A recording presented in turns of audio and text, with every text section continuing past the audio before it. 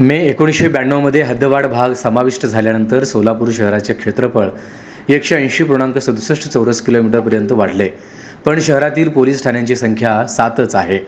त्या अंतर्गत 24 पोलीस चौक्या आहेत, पण त्याही काही वर्षापासून कुलूपबंद आहेत.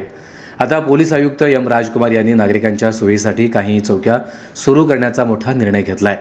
विधानसभा निवडणुकीपूर्वी 11 चौक्या तर 15 ऑगस्ट रोजी 2 चौक्या उघडल्या जाणार आहेत. त्या ठिकाणी सीसीटीव्ही कॅमेरे बसवण्याचेही नियोजन आहे.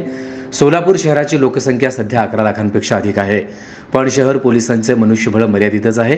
शहराचा विस्तार झाल्याने पोलिसांची हद आणि जबाबदारीही वाढली आहे. या पार्श्वभूमीवर नागरिकांची गैरसोय होऊ नये, अडचणीवेळी त्यांना तत्काळ मदत मिळावी या हेतूने कुलूपबंद पोलीस चौक्या आता सुरू केल्या जात आहेत.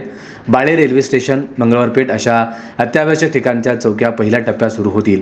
विधानसभा निवडणुकीपूर्वी म्हणजे साधारणतः 15 सप्टेंबरपर्यंत शहरातील प्रमुख 11 पोलीस चौक्या पुन्हा सुरू केल्या जाणार असून निवडणुकीनंतर प्रत्येक आठवड्याला एक याप्रमाणे नागरिकांची गरज आणि मनुष्यबळाची उपलब्धता पाहून उर्वरित चौक्या सुरू होतील, असेही पोलीस आयुक्तालयाचे नियोजन आहे.